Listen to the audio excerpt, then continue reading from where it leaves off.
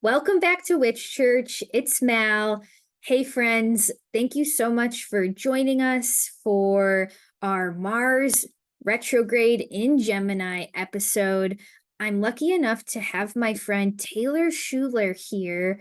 And I was so lucky to meet Taylor earlier this year because we both got to present for an OPA online conference, and both Taylor and I were awarded some of OPA's grants for the most promising astrologer of 2022. So I've so loved getting to know her, and I've been meaning to get her on the podcast soon. So, hey, Taylor, welcome to Witch Church.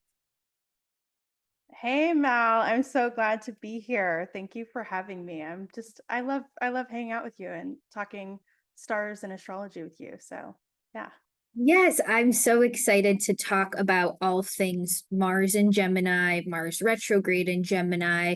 This is basically a very specialized episode where Taylor and I are going to go into details about what Mars retrograde really means and what it could mean for your rising sign. And then we'll also do a little mini transit report in the latter half of the episode, where we'll give you some important dates to keep an eye on during this Mars transit. So it's a big one, guys. And before we get too much into the episode, I just want to further introduce Taylor to you and read her bio really quickly here, just so you kind of have a framework of where Taylor comes from. So Taylor Schuler is a US based astrologer and regenerative designer. Before launching her astrology practice, Taylor earned a master's degree in cross cultural and sustainable business management, a bachelor's degree in sociology from Tulane, a permaculture design certificate from the Peter Crow Permaculture Association. Taylor's astrological consultations attract those wanting to learn how to build bridges, find harmony, navigate the fringes, and make the world just a little bit better.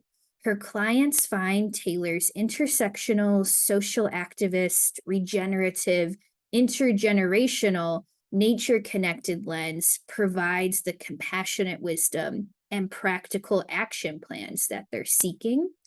And in addition to astrology, Taylor is focused on supporting solutions when it comes to housing, food, labor, income, knowledge sharing, health, resources, and restorative justice issues. She hopes to make the world a little better than it was when she first entered it. I love the permaculture lens that you approach astrology from. And maybe that's kind of a good place to start since such a big part of your life and how you view astrology, Taylor. Do you think you could tell the audience a little bit about that? Kind of what is permaculture for those who don't know, and how do you apply it to astrology?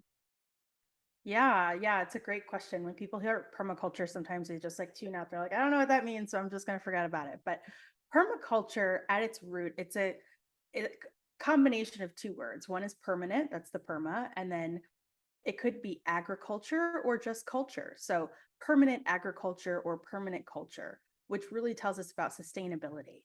And so, this is a system that was put into a book, a couple of books by Bill Mollison and David Holmgren in Australia in the 1970s. And so they were into agriculture and sustainability, and they just wanted to basically come up with a way to do lazy gardening and grow food abundantly without having to put too much work in. And so they came up with a couple ethics, people care, earth care, and fair share. And then they came up with 12 principles about how to design a system for growing food where it would just kind of fall off trees. You don't have to do intensive agriculture and things like that. And so there are some people who've taken those principles and those ethics and applied it to other things besides agriculture. So one of those people is Luby McNamara. She wrote People in Permaculture, where she applied these principles to people, just human systems. How can we be more regenerative and more sustainable in the way that we approach our relationships and our own lives? And then I took it and I applied it to business management and sort of like human resources. And now I'm applying it to astrology. So It's sort of just a regenerative framework of how to be more sustainable, how to be more regenerative in how we approach solutions. Wow, I love that. And you know what? Just the other day, I heard my client use the word permaculture, and that was the first time I've ever heard anybody talk about it except for you. And I was like, wait, this is great. Like, does this mean the word is spreading? Like, this It idea. totally is. Yeah. I'm still surprised every time I hear someone else say it. I'm like, oh, you know it. No, like, yeah. And like I guess too, the way I think about it is astrology and the cycle of how the signs grow from like Aries to Taurus to Gemini really relate to how a tree grows and blossoms fruit and the fruit falls to the ground and rots and it starts over again. Like we see these natural cycles everywhere. And from what I've taken from permaculture, it's this sense of there's an easier way to flow with the cycles of this planet. And why are we fighting those cycles when it would be so much easier to just live with them? And it's more in our human nature to do that, right? Exactly. You're so spot on. I mean, in permaculture, the first principle is observe and interact. And that's what we do as astrologers. We observe the planets, we observe human behavior and events, and we put it all together and we figure things out. But there's this other thing in permaculture, like with the observe and interact, where it's like observe how the land flows and is contoured, and then let's cut across the land to catch the water that falls and redirect it in a place where we can then obtain and retain that water, retain that energy. And we do that in astrology too. And we look at, moon cycles, or we see how the sun moves across the sky from the first house to the eighth house to the seventh house, right? And so, permaculture it's all around us, and it's just about helping us to realize what's going on. Because when we're aware of things, then we can take action, right? Totally, totally. And I know our episode today is themed around the upcoming Mars retrograde cycle, and really just Mars is staying 6 months in the sign of Gemini. And that's going to be really important. Maybe I'll give a brief lowdown of the dates here just to kind of set the stage. But August 20th, Mars will ingress into Gemini. October 31st, Mars will station retrograde in Gemini, and Mars will stay retrograde until January 13th, 2023. January 13th, Mars will station direct. And then finally, March 25th, Mars will leave Gemini and enter Cancer. So we're really looking at August 20th, 2022 until March 25th, 2023. There's just a lot going on with this huge Mars in Gemini transit. By the way, I don't know if you can hear my background sound for the listeners. I told Taylor before we started recording, I'm at my friend's apartment in Chicago right now, and they're doing a dress rehearsal for the Chicago Air Show, which is like this airplane thing where they have like little planes go up and do all of these flips and stuff, and it's extremely loud. And I was like, this is the most Mars and Gemini thing ever. Like, they're literally rehearsing for the air show during this episode. So if you hear any weird background noise, that's kind of what it is. But here's what I wanted to ask you, Taylor. Now that we kind of have the overview of the dates, we'll go into more specifics later in the episode. But for you, from your permaculture point of view, what does Gemini teach us? We'll talk about Mars in a second, but just in general, what does the sign of Gemini, how does that show up from a permaculture lens? Yeah, that's a great question. So, from an archetypal perspective, Mars is about how we take action. It's about, when we're looking at the Mars cycle with the sun, it's about our dharma in life, and how we move through life, how we achieve our goals and our desire and things like that. But from a specifically permaculture perspective, I would look at some of the principles there. I do have actually a freebie on my website right now, which if you go to my website, taylorshuler.com, sign up for the newsletter, you will get permaculture by the planets. And so you can see how I apply Mars to the 3 permaculture ethics. So I won't spoil that here. Gotta go to the website to get it. But in terms of the principles, Gemini is about observing and interacting. It's about figuring out how to design from these patterns to details. Those are two permaculture principles that are kind of like our equivalent of the first house and the 7th house. It's like the first principle and the 7th principle. And it's very similar how, the houses 1 through 6 in astrology are kind of personal, and 7 through 12 are when we have other people come in. Permaculture is very similar, where it's like the 1st through the 6th principles then kind of match and build from 7 to 12.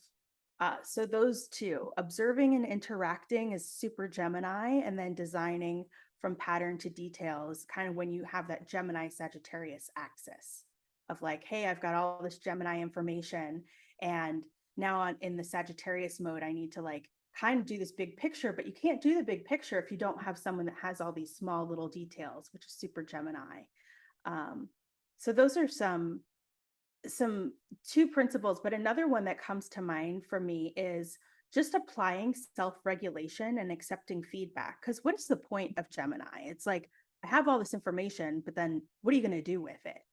Right? You need to like get the information and then have this like self-regulation and feedback that comes from it if you're interacting with other people. Gemini is super social, right? Like it's kind of like where we get our friends or siblings or community. So I would also see it as the community. Like, who are we designing for? Who are we interacting with? How are we keeping this in mind? Like putting this into perspective so that it is sustainable. We have these global solutions, which is very Sagittarius, but we need local implementation and locally designed solutions as well. Totally. And yeah, I'll just say one more thing, and that's just that I think this Mars retrograde asks us to slow down. Mars is slowing down and it's stopping.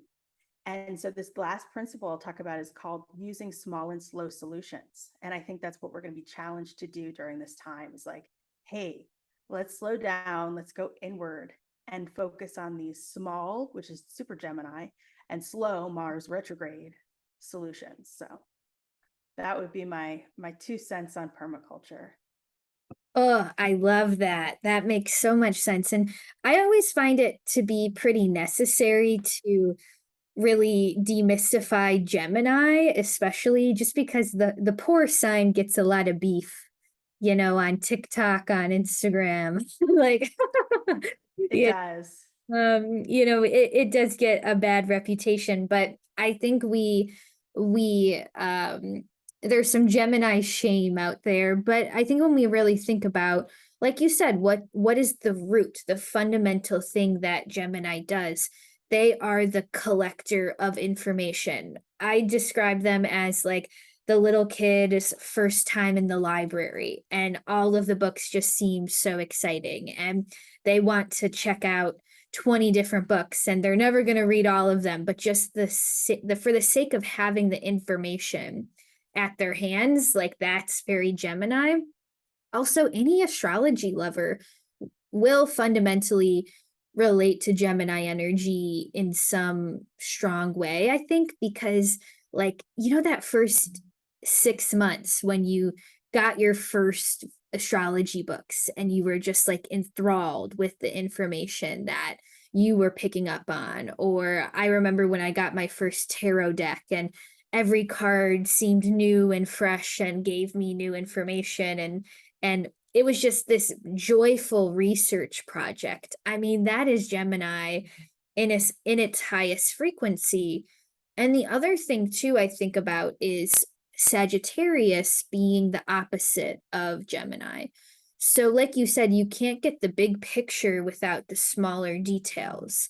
And while Sagittarius is a little bit more of like the philosopher energy, the wise person energy, who's like, going to the temple and trying to talk to God and trying to understand these greater things, you can't get to that place unless you've done the Gemini lesson first, which may be why astrology is an inherently frustrating subject for a lot of people, because a lot of people don't want to do the Gemini part of it and they just want to go straight to the Sagittarian part of it, if that makes any sense, Taylor.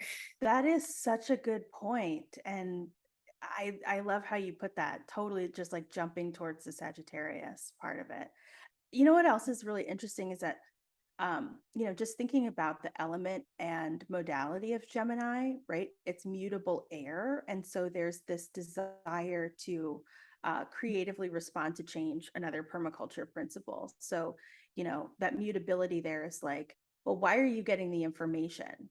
Because information, once you have it, it's like, how could you ever be the same after knowing this? And I think that's how that mutability shows up for Gemini. It's like that's where the change comes in. You think they're the same because they're always reading or like they're always talking, but like there is so much change that's happening in there because that's how we make things happen. And how Mars is that too. Like I know Mars is there's not really dignity there in Gemini necessarily from a technical perspective, but there is some similarity with the mutability and the change, and then Mars likes to move and go. So it's like, hey, let's go. Right. Exactly. Yeah, you can't undo what you now know. And that might be like a Mars and Gemini kind of vibe. And yeah, let's talk a little bit about Mars and how Mars acts in Gemini, because we know Mars from a more traditional or technical standpoint, we have it being the planet of war, the planet of conflict, the planet of strife and separation.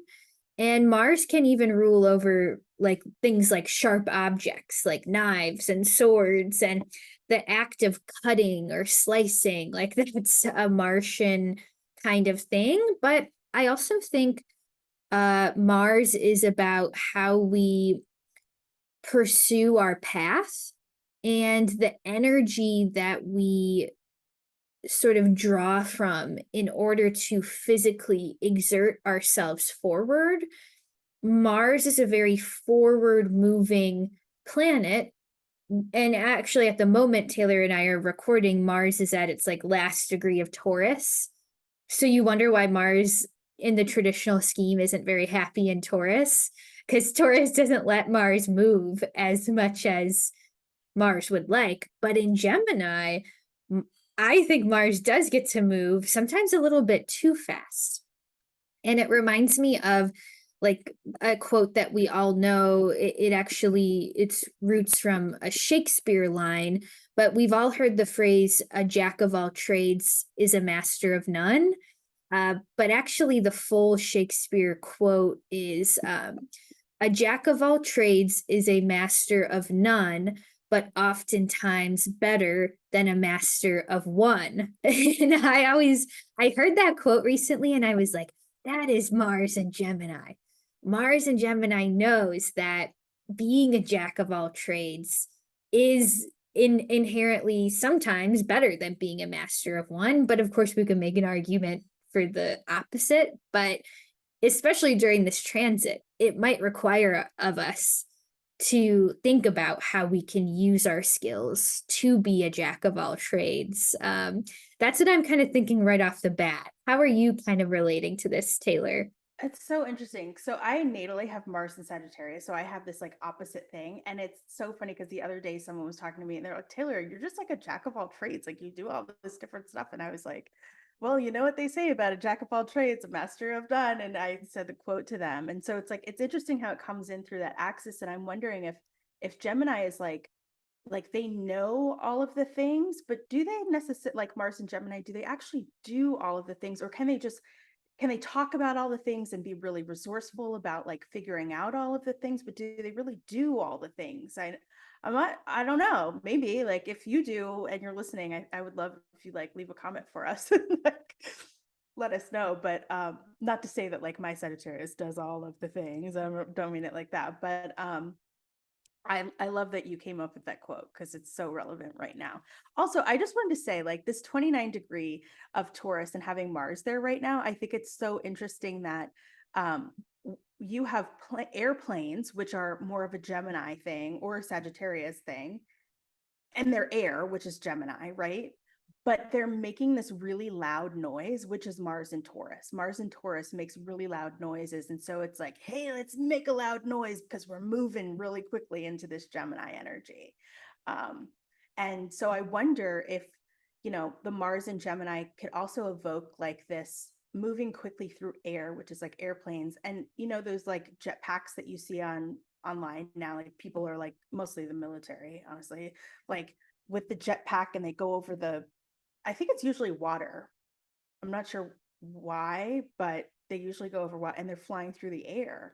And so maybe we'll see more of that kind of stuff with Mars and Gemini coming out. But I think your question was like, what is the Mars archetype or the Mars and Gemini archetype specifically? And I think it's about having really courageous conversations. I think it's about like having a voice. I think it's about taking action towards your own learning. Mars is also about protecting people. So I think it's about protecting people who are vulnerable, protecting children. Um, there's obviously in the US a lot of talk about gun laws right now. When you talk about protecting children, I think that's the first thing that comes to mind for a lot of people. And Gemini is about the hands.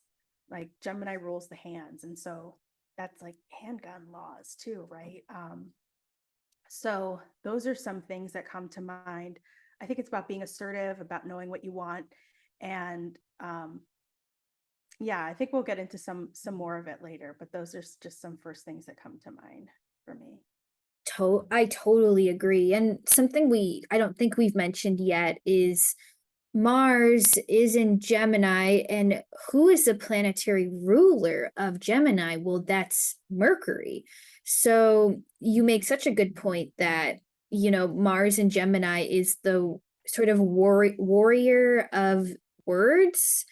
And if we do get into any like battles or conflicts, like Martian situations during a Mars retrograde, they likely will be like a battle of the mind or a battle of words. And I think there's especially something here in this Mars retrograde in Gemini that has something to do with the difference between violent communication and nonviolent communication, which is something I'm kind of, passionate about kind of doing more and becoming more and more trained in how to facilitate nonviolent communication. But we don't realize how violently we communicate on a daily basis.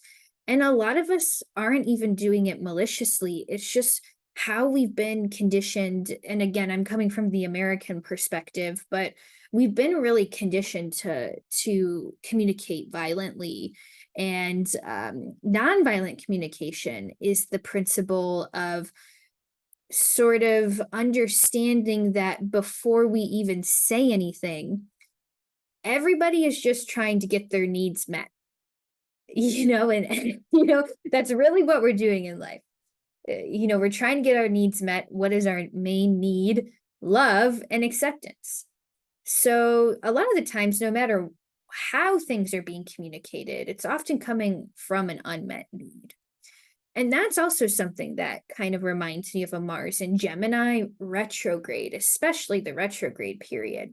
Where have I not communicated my needs to their fullest extent? And how has that led me to being in a place of resentment?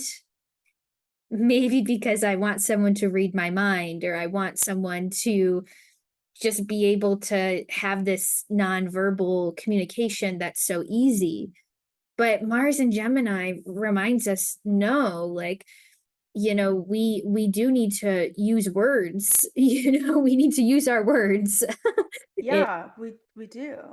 yeah. And we need to use them like we need I- the English language is so pointed, Mars, blunt, Mars, right? It's just like it's aggressive, it's assertive, and the pointedness is like I'm pointing at you. Because oftentimes the violent communication is like, did you, do you, you will.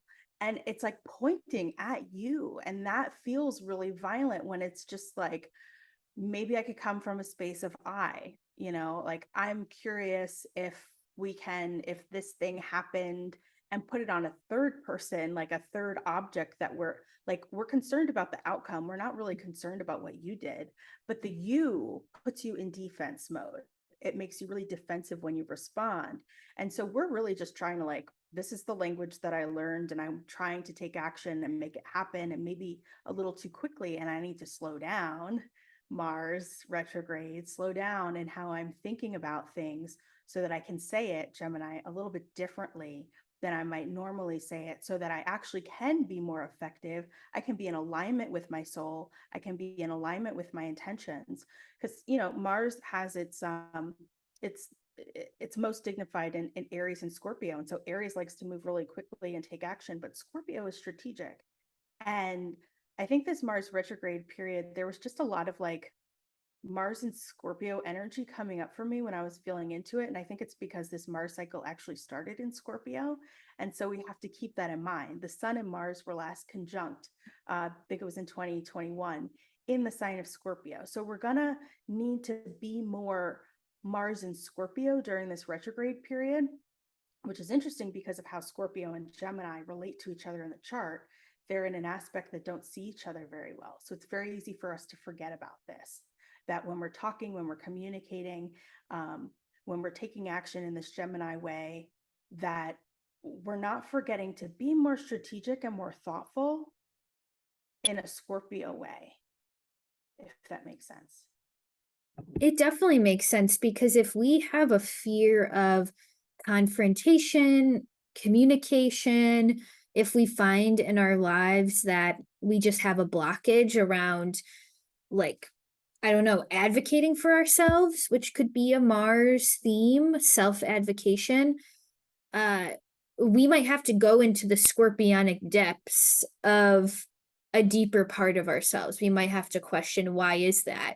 Where were uh, my first experiences with conflict, and where were my first experiences with like shame and punishment, and how am I still carrying that forth in my adult life today? And that feels very Scorpio to me, when we dive deep underneath why we may be doing something.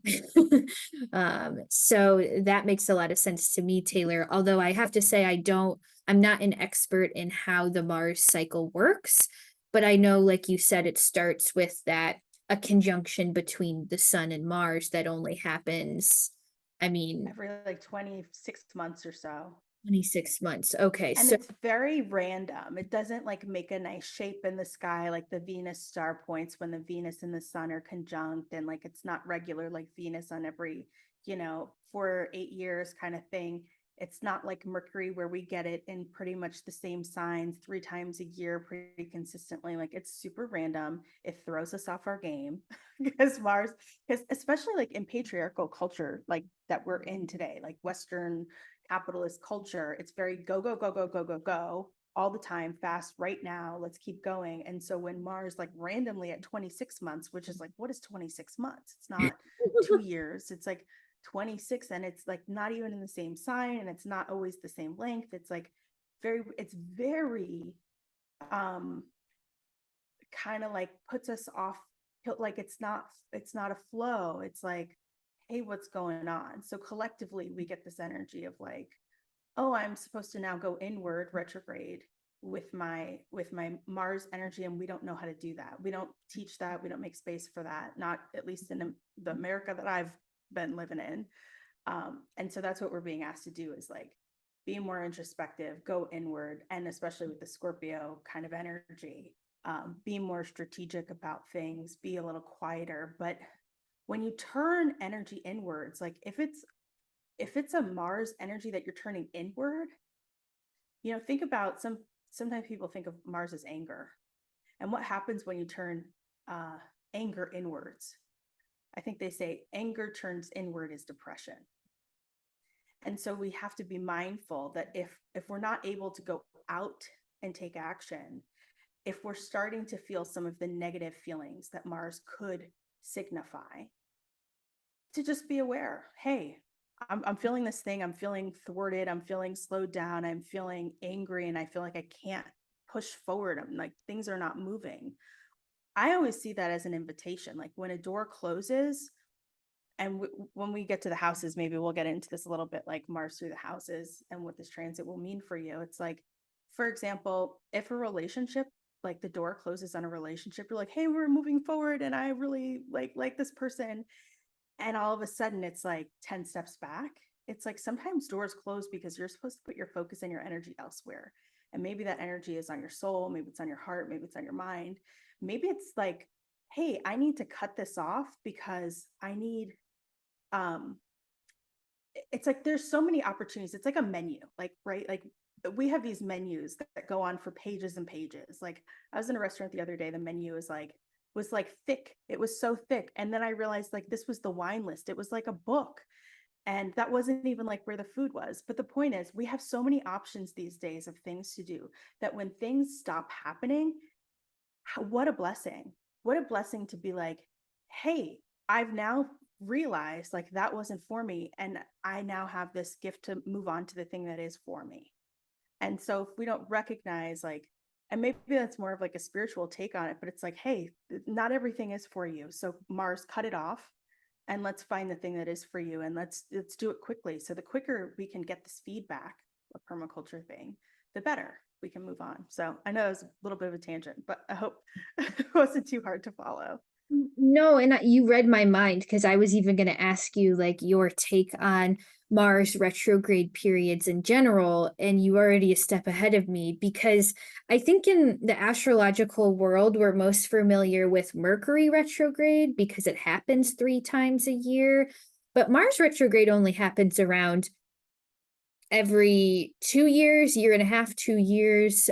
So it doesn't happen every single year. In fact, the last time we had a Mars retrograde was the fall of 2020.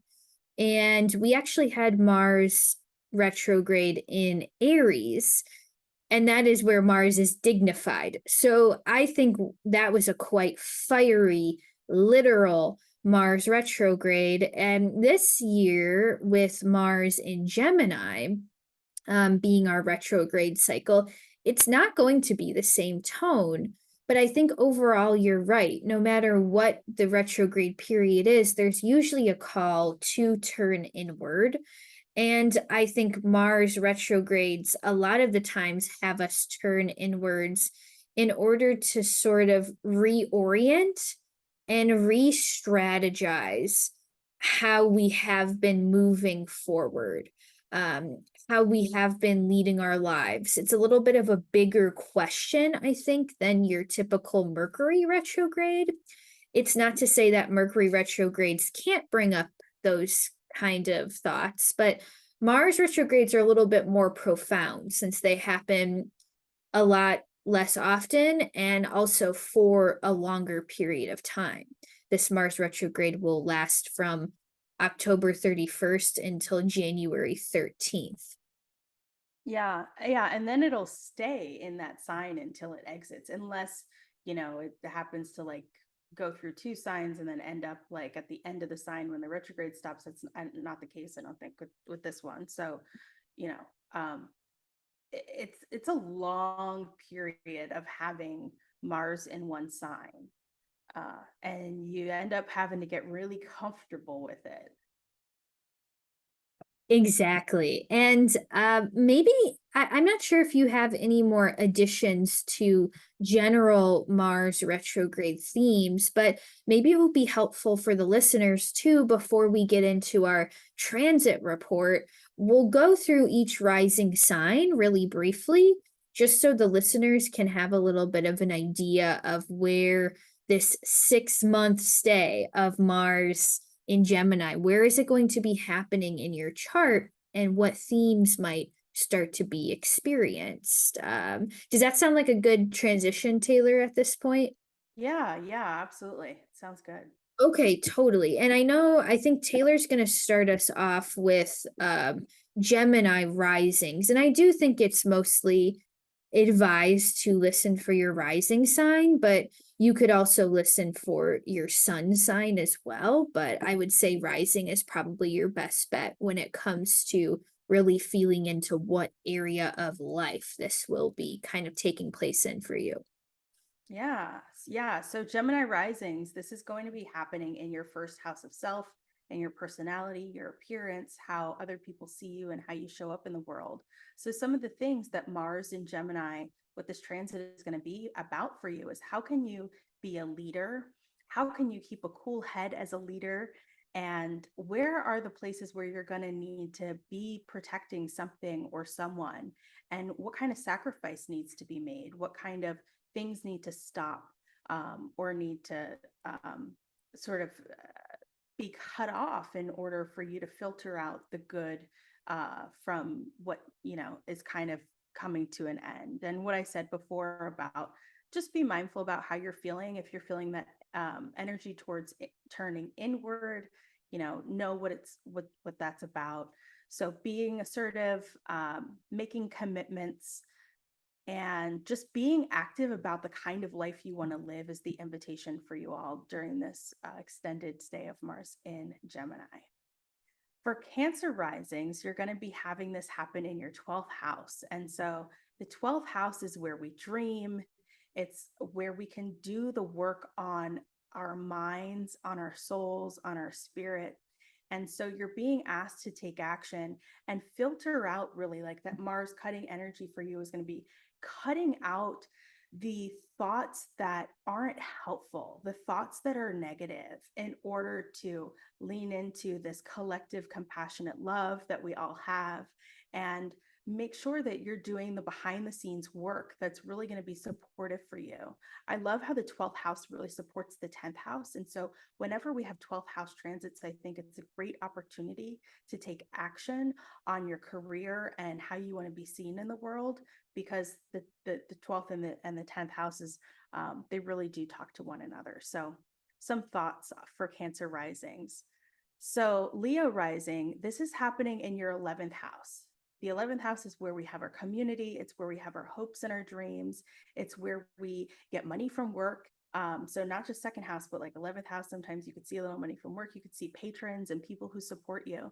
And so you're going to be asked to take action on finding your tribe, finding your people, finding communities, and inspiring communities to take action. Go out there, make your hopes and dreams happen, and also filter out the ones that aren't for you anymore, that aren't for your greatest and highest good. Virgo risings, this will be your 10th house of career. So getting out there with Mars in your 10th house is like, hey, I'm ready to be out there. I'm ready to shine. I'm ready to be courageous publicly. Because when you are courageous publicly, you're going to inspire other people. So you might have an entrepreneurial spirit during this transit that's really going to help you, even if you work for someone else, or, you taking the initiative is going to be really important during this time. So get out there, try something new, be courageous. Libra risings, this is happening in your 9th house. So you're going to be on a search for meaning. You're going to have new adventures. You might be traveling. You're going to be engaging in conversation. People are going to be looking to you perhaps for some wisdom right now. So you might be encountering people who are really different from you during this time, and make sure that you're engaging in a dialogue with them. Try to bring them in. What Mallory was saying before about nonviolent communication, especially when you're talking with folks who are different from you, have the most generous interpretation when you're talking to folks, and leave that door open. So let me see, how many signs was that? 1, 2, 3, 4, 5. So Scorpio rising will have this transit will happen in your 8th house. The 8th house is where we see a lot of different things. I like to think about it as your superpower house. It's also, where we find traditionally things like our mortgages or taxes, or debt, or intimacy with our spouses and our partners, where we can transform and gain power and merge with other people. And so this 8th house is like asking you to figure out what strengthens you, what weakens you about your desire, right? So if you're a Scorpio and you've got this happening in Gemini, you don't necessarily need to go talk to like lots of people. Scorpio rising, you've got the strategy. And so don't lose yourself in too many conversations about things. Collect information, that'll be a superpower for you, but then you can use that information to make decisions. Don't talk things like to death, kind of a thing. Just go out and do your thing strategically. Awesome. I love that, Taylor. And I'll take over for the last half here and give you a little talking break here. And our next rising sign would be Sagittarius. So this is pretty significant, Sagittarius rising, because that Mars retrograde will be going through that seventh house of relationships, and Mars and Gemini will be in that seventh house of relationships for 6 months or so. So I'm thinking if there has been any sort of resentments or things swept under the rug with partnerships, close partnerships, I think this is a great time to work that out, especially when it comes to honest dialogue. Not dialogue that is hurtful and malicious, but dialogue that really opens up sort of portals for you and your partner to grow further together. In a little bit more of a Hellenistic viewpoint, the seventh house can just be like our partners in general. So you may actually find yourself observing this Mars retrograde in your partner more than it actually is. In fact, it is affecting you yourself. But overall, it could be a great time to like get a couples reading or go to couples counseling and just kind of improve your communication and dialogue with your partner so these foundations can continue to be strengthened and grow. Capricorn rising, Mars is going to be in your sixth house because your sixth house is in Gemini. So I'm thinking here, according to the ancient astrologers, this is where Mars finds its joy, in the sixth house. So it's kind of like a good thing in a weird way that Mars is going to be in the sixth house for you. There's something here about maybe noticing where you are overworking yourself and where your schedule has become imbalanced, and how can you use this Mars retrograde energy to better balance your life. I also think that because the sixth house has roots to health and wellness, when we think of Mars in a medical context, we think of inflammation. So I would say, especially for the Capricorn risings, just be mindful of like, don't go hard on the inflammatory foods, like be mindful of that and maybe try to really drink a lot of fluids during this time, keeping the internal parts of your body feeling really cool and hydrated. That's going to really help the Capricorn risings, I think. Although I'm not a medical astrologer, and I'm sure, though, some medical astrologers have some really good takes on health stuff during a Mars retrograde.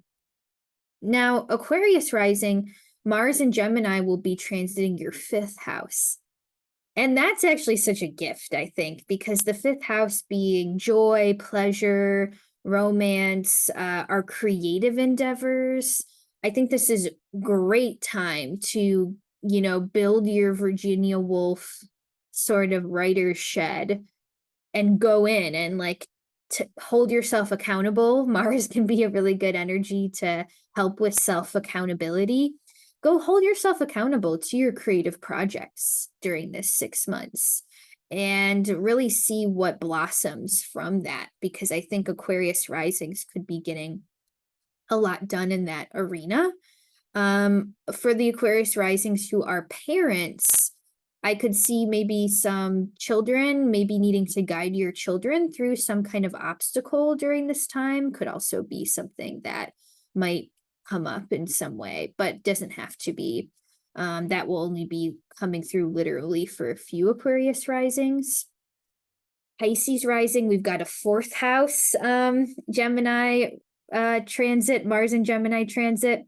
It's funny, you did the Cancer rising, Taylor, and I'm doing the Pisces rising, and Taylor's a Pisces rising and I'm a Cancer rising. So we're kind of reading each other right now. But The Pisces risings with Mars in the fourth house, I think there's some really massive ancestral healing that could be going on, especially when it comes to security and the home and what we have been taught about what security is. A few Pisces risings will actually move during this period. But more likely I'm thinking like the relationship to parents and the relationship to our like ancestral narratives is probably going to be mostly a lot of what Pisces risings will experience. Aries rising, you've got Mars retrograde in the third house. So the third house can be siblings. So maybe there's a little bit of some sibling strife that needs to be worked out for some of you. But I think overall, the third house can also be about how we communicate. It can kind of be the throat chakra house. So out of everybody, I think Aries rising definitely is working on their nonviolent communication skills during this Mars retrograde. And I think there's just some things that we need to be mindful of. And, you know, it doesn't have to be for all Aries risings, but just being mindful of what you say and what you can't take back, especially during this time, I think is important. And lastly, we finish up with Taurus rising. So Mars is going to be transiting that second house of finances. Wow. So really recalibrating potentially how you're making money. Because Mars is in Gemini, I could see a lot of Taurus rising starting to diversify their income, even though that's not necessarily the Taurus rising way. um, who knows? Like, be open to money flowing to you in different ways, Taurus rising. And overall, maybe this is more about confidence and how you kind of confidently go about solving monetary challenges as well. So if you have a credit card to pay off and you're not sure how exactly you're going to be doing that, I think Mars retrograde in Gemini could 100% present like a creative challenge or the pressure to get creative with how finances are being formatted. Okay, which again is not the Taurus way, but typically, but Taurus is like, why the hell would I ever be creative with my money? But I think this is your time to shine with that Taurus rising. So those are our mini rising sign forecasts. How you feeling, Taylor? I love it. I love it. I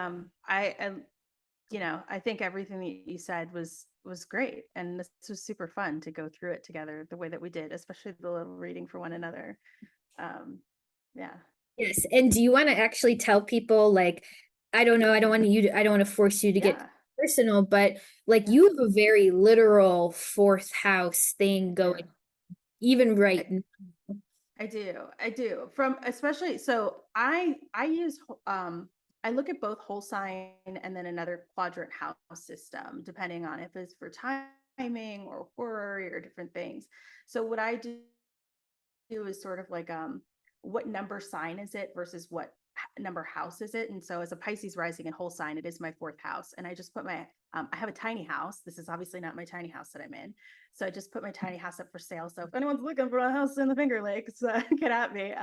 Trying to sell my house. And I've moved a ton this year in general. I've been sort of digital nomading. So a lot of moves for me, and I'm trying to stay put, but I'm in a temporary place right now. And so it's like, will I kind of have this tension between I'm looking for a new house to buy and will I stay in my temporary housing, or will I like try to extend it longer, or will I have to? I'm not really sure what's going to happen.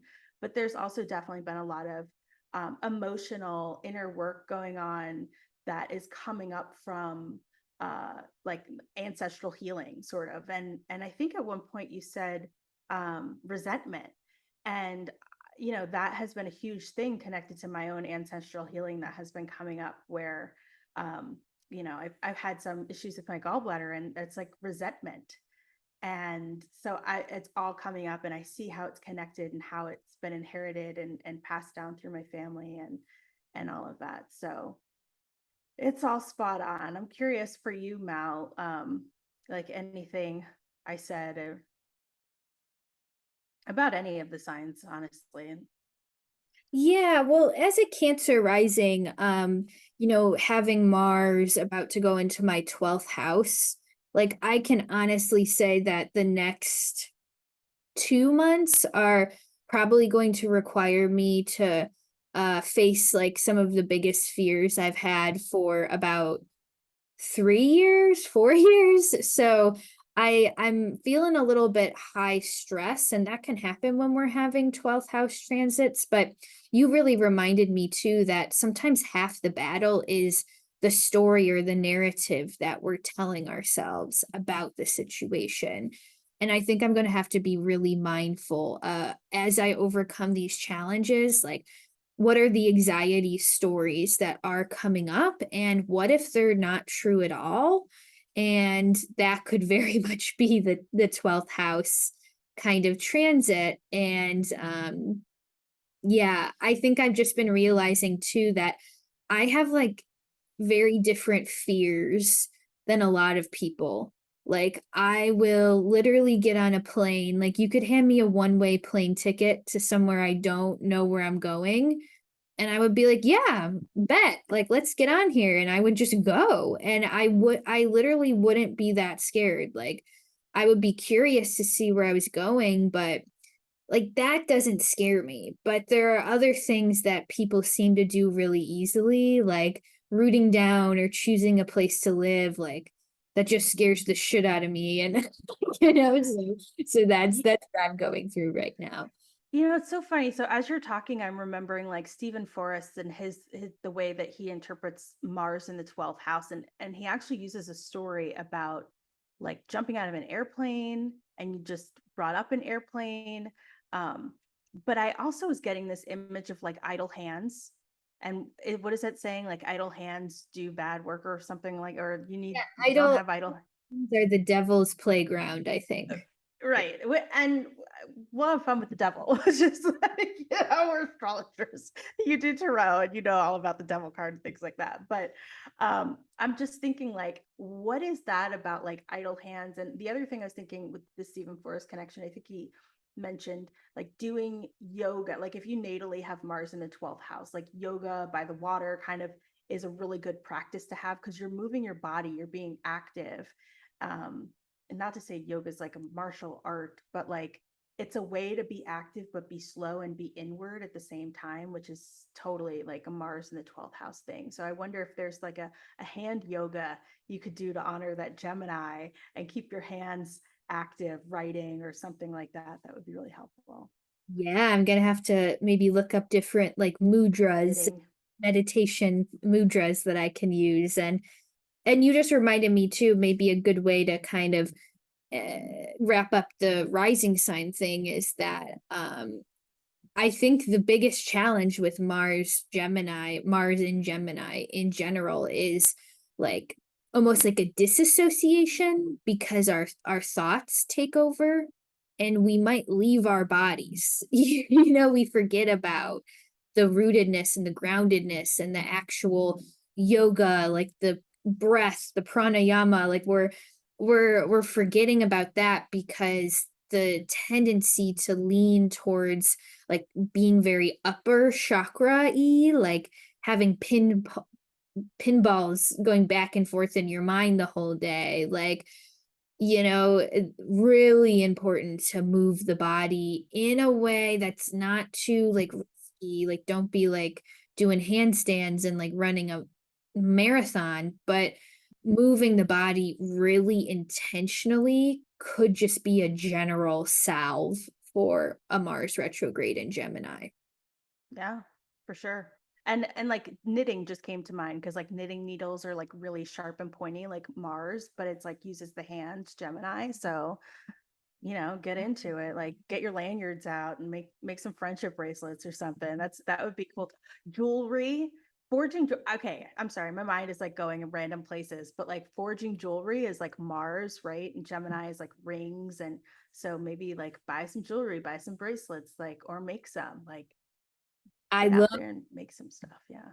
Oh, I love that. Well, how do you feel, Taylor, about maybe now that we kind of have our brief rising sign stuff going on, maybe we'll take the listeners through some kind of important dates throughout the 6 months of Gemini, Mars and Gemini, just some important dates that could potentially be worth like marking on their calendar for just consideration as we go forth into this new cycle that starts August 20th when Mars and Totally.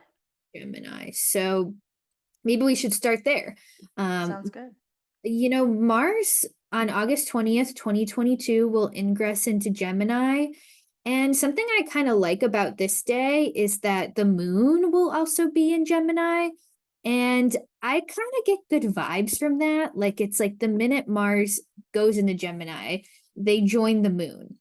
And I think there's something inherently nurturing about that. So it could be a good day to like actually set intentions and be intentional about this time. I don't think being intentional ever hurt anybody as long as those intentions don't turn into like strict expectations. But yeah, what intentions do you want to bring to this next 6 months and this Mars and Gemini transit? That's kind of my take. Yeah.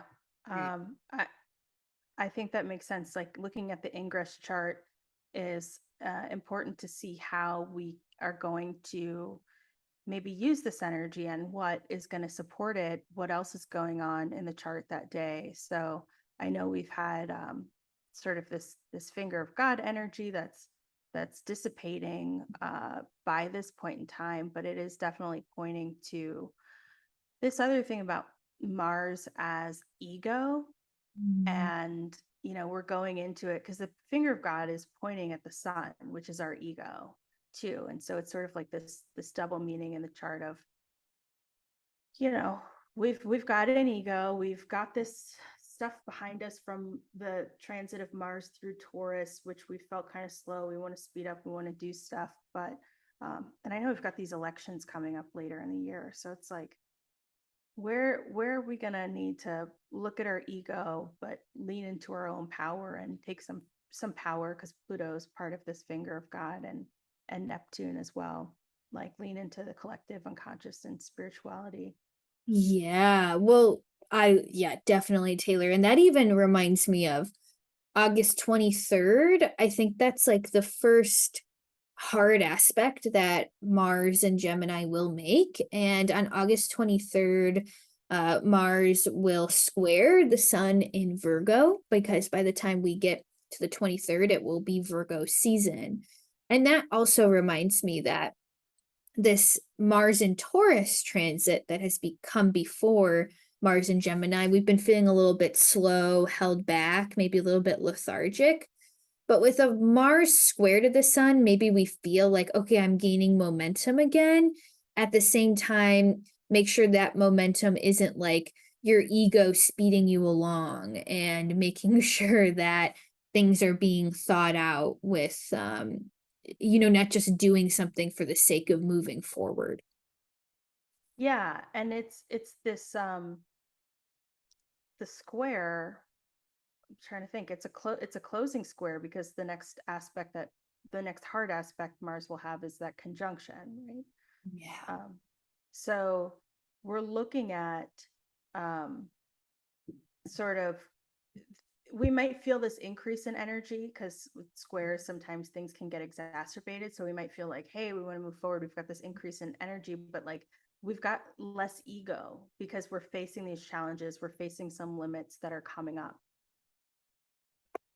Oh, totally. And, I think that's kind of, those were my highlights for the end of August. But I think when we kind of get into September, something that happens that isn't directly about Mars, but I think important, is that on September 10th, Mercury will actually station retrograde in Libra. And I think that is important because remember, Mars in Gemini is answering to Mercury. So Mars is answering to whatever Mercury is doing in a lot of ways. And this Mercury stationing retrograde in Libra, yeah, it's like I don't know if it's a precursor to the Mars retrograde that we will experience later. I don't know if it's necessarily that, but I do think they're connected in some way. Yeah, it's interesting to think about. Does that mean that they're going to be working at the same energy level? That they're not working at cross purposes, they're actually in alignment of the needing to slow down, of the needing to reflect and go inward a bit and pause before we speak, before we move, which are very, Mercury and Mercury Mars words. Right. I actually think Mercury retrograde in Libra isn't necessarily a bad thing because at first Mercury is going to be trining Mars and Gemini. It's the two air signs. So maybe you're right. Yeah, like maybe they're discussing something. Mercury is kind of saying, okay, Mars, it's time to slow down. And yeah, there's just some kind of discussion there that kind of is happening. And granted, once Mercury stations direct at 24 Virgo, that will be square to Mars. So Mars almost says, wait a second, I thought we just had this plan to slow down, and now you're stationing direct and leaving me behind, you know? Yeah, and I know I'm skipping ahead a little bit here because that station would happen October 22nd, but the next thing that happens actually like related to this Libra thing is that we have this Venus star point that happens on October 22nd in Libra.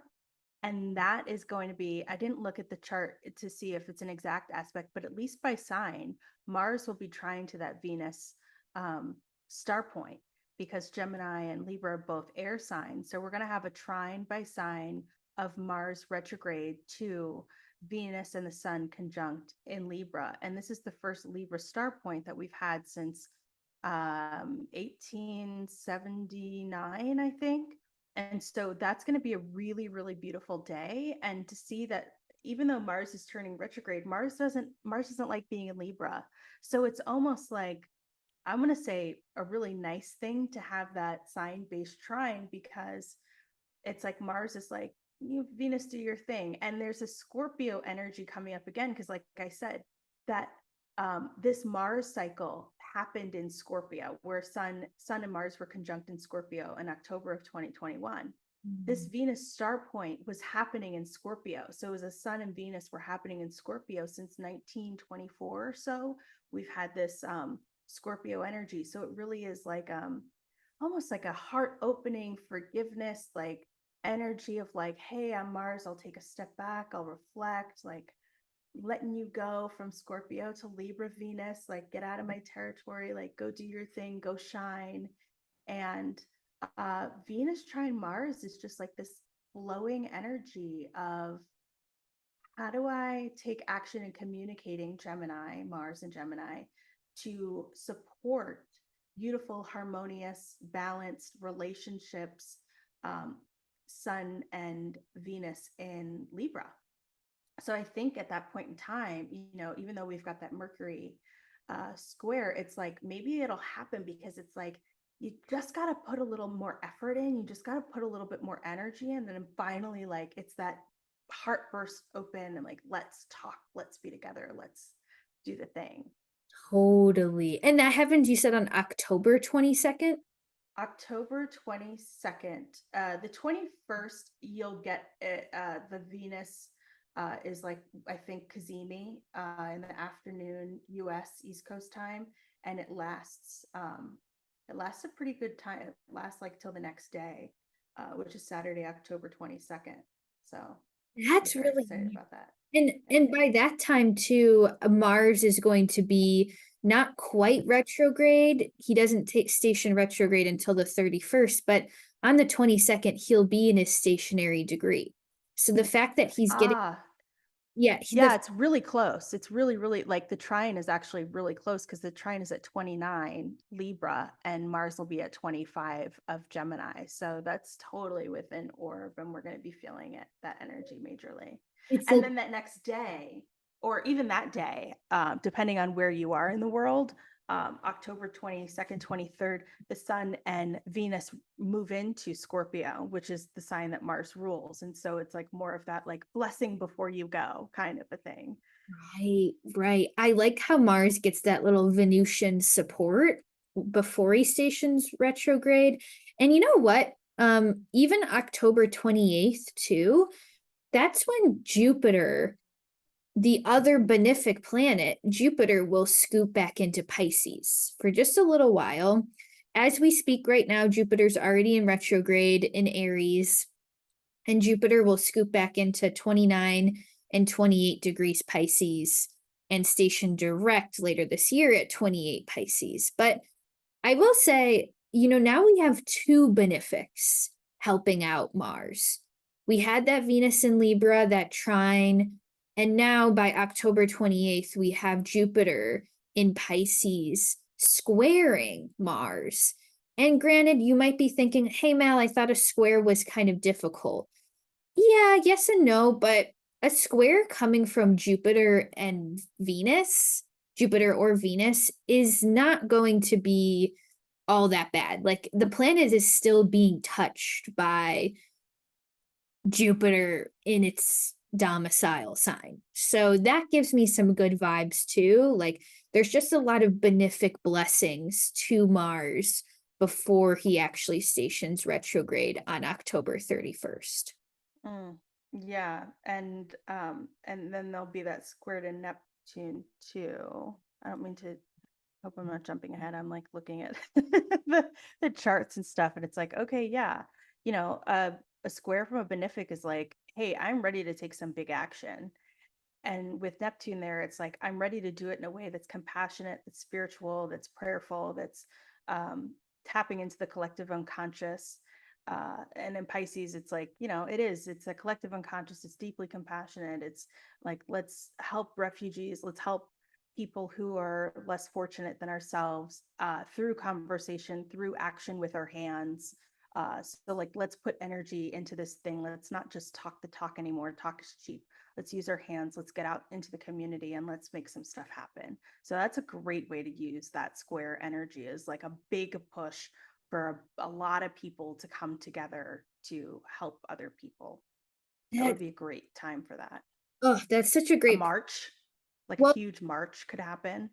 we might see some things like that just because keep in mind that the birth chart of the United States is Mars in Sagittarius.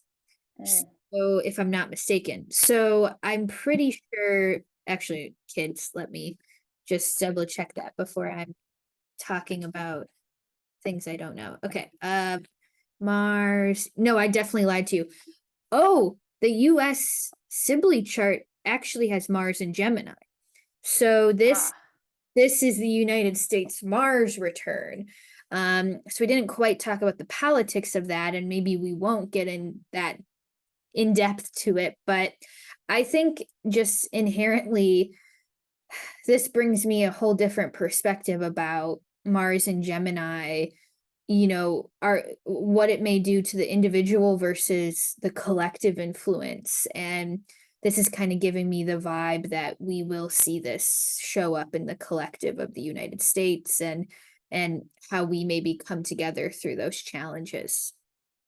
yeah, absolutely. And it's just about a week or two before the elections in the United States. So I think we're going to see a lot of mobilizing action, Mars square, Jupiter, Pisces, Gemini, to get people out to the polls, to get people talking about what's important. And we'll see a lot of news about that. It'll be like an increase in conversations about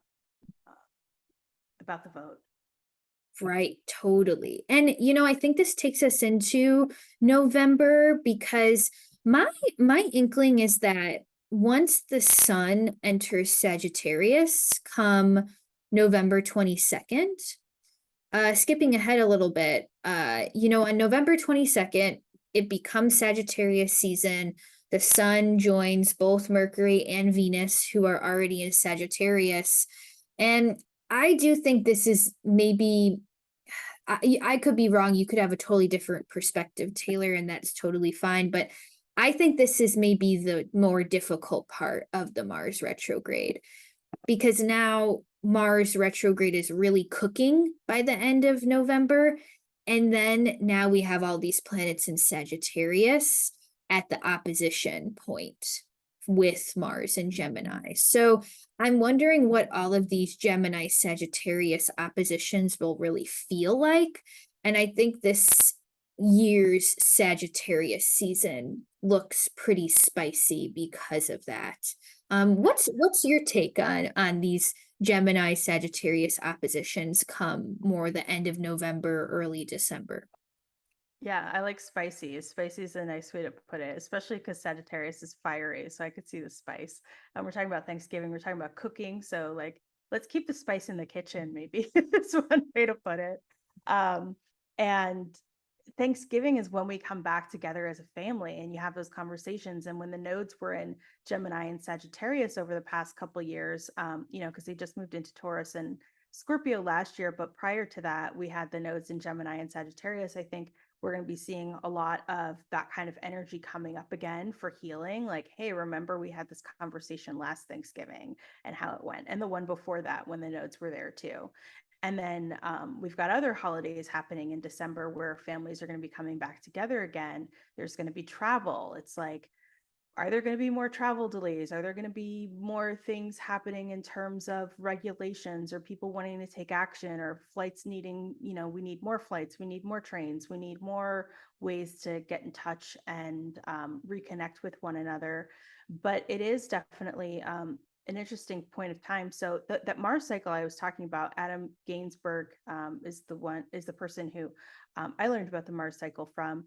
And he says that when you've got the Mars opposite the sun, it only happens for about 35 hours, like the exact opposition happens only for about 35 hours. And I believe he says that Mars is actually moving like pretty quick in its retrograde speed during that exact opposition. So it's like this weird time when it's like it's like in its most retrograde because it's opposite the sun and it's moving really fast. It's an evening star, so you're going to see it really bright and red in the sky. You're not going to see it as big as we did when it was in Aries, but it is closest to Earth. And so when we have that retrograde, really just means like it's closer to Earth, and so it looks like it's moving back, but it's not really. Just what's going on. I'm just kidding.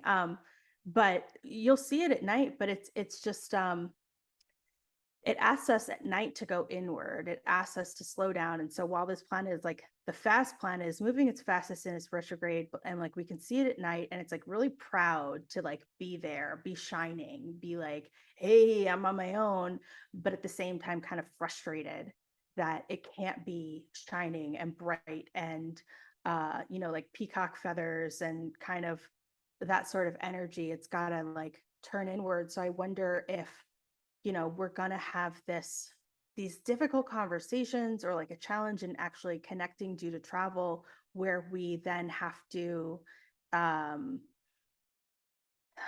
Sagittarius wants to have fun, and I wonder if like we just need to be the party ourselves, like have the party here, have the party here, have the party kind of quieter than we thought it was going to be, or like have the party be like chess and checkers instead of like big, huge fireworks or something that we might want to have. Yeah, definitely. One of my friends has a lot of Sagittarius Gemini oppositional energy in their chart, and like they're like that one song that's like, I get knocked down, but I get up again. Like they've been Yes. Like they want a party, but they get knocked down by it. And like they need to examine they've come to it themselves, of course, but I've watched them examine themselves and their relationship to like fun and pleasure and the pursuit of fun and pleasure and how it can lead to demise in some ways. And maybe that is that Sun Mars opposition on December 7th. Maybe we're really trying to balance something when it comes to the holidays. And, I think it tends to be a time of indulgence, not because we're actually enjoying the pleasures of eating, sharing food with our family. And, if you really are genuinely enjoying that, you're a very lucky person. But most of us indulge during like the holiday times because we're stressed or we're trying to repress something down. And that might be some shadow themes of like the Mars retrograde kind of going into December too. So yeah, I'm wondering what that Sun Mars opposition will ignite. Yeah, I think it really, there's going to be something that makes us think collectively that we need to be doing things differently and we're ready to actually start envisioning a better future. And, it's just things are going to be like not really the same. And we're now feeling that from COVID and everything, that like we have to do things differently. And, who knows what else is going to happen that might throw a curveball at us. Totally, totally. And I'll take us through for time's sake. I'll just take us through a little bit of the rest of the year because on December 21st, Jupiter will actually be retrograde by then, and Jupiter scoots back into Aries. So it's kind of funny that Jupiter is now stationing direct and speeding up through Aries, but at this point, Jupiter is still answering to that Mars retrograde. So because Aries is the sign that is ruled by Mars. So I'm kind of keeping an eye on that.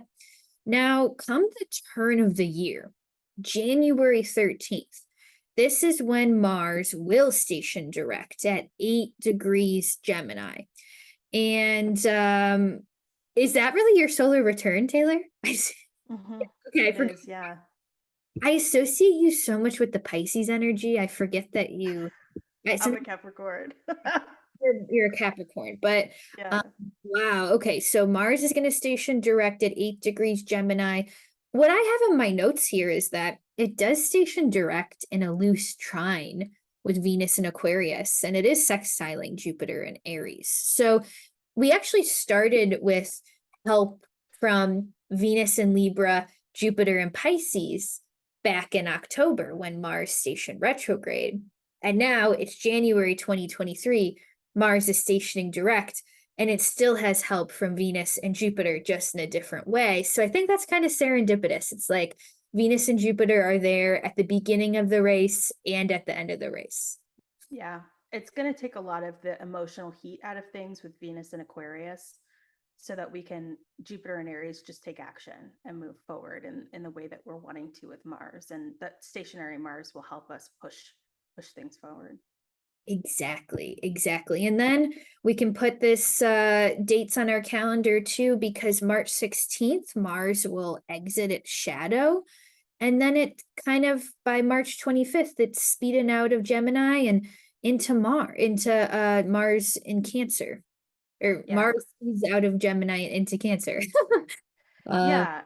And yeah. I think that it's really important to say that Mars enters Cancer, because when we have this retrograde, when we have this extended stay of Mars and Gemini, it's an invitation not just to master the Mars and Gemini kind of energy and the Gemini part of our charts, but it's also, I think, important to keep in mind the long term, which is that once you master the Gemini, you can go on to do the Cancer. So if we have these difficult, courageous conversations, take action in courageous ways, then once Mars moves into Cancer, we can really radically care for and protect things that we care about in a better way, because we've everything's on the table. We've talked about it. We've moved. We've done stuff, and now it's time to care.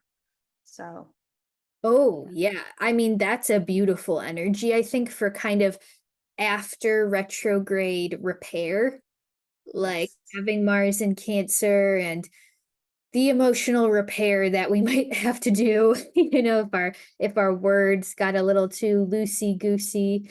during that time, or if we need to kind of repair some of our, ability to nurture ourselves and things like that. This Yeah. in Cancer is really going to help with that. But for now, we'll keep ourselves in the present moment, and presently Mars is just about to move into Gemini. So we're only at the very beginning of this whole cycle. But I'm wondering, Taylor, any final wisdoms or anything else that feels right to say in this moment as we kind of wrap up our episode?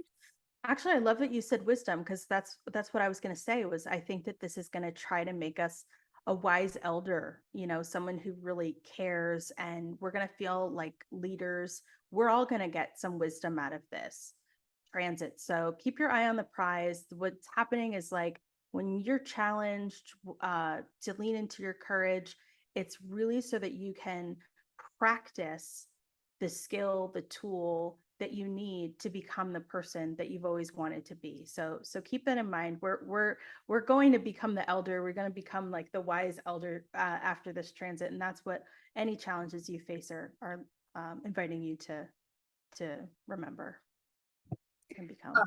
I love it. You definitely have a Pisces rising because you're good at ending in that optimistic, universal kind of perspective. So I love it. Well, Thank thank you you. so much for joining me on this forecast episode. It's been so enlightening to kind of bounce ideas off of you. And I'll tell the listeners, I'll have Taylor's information below. I'll have her website and all of her social media stuff, and anything else you want me to put down there. But give yourself a shout out, Taylor. Do you have any offerings or things that you want to tell the listeners about? Yeah, well, right, you can find me at taylorshuler.com. Schuler's SHULER.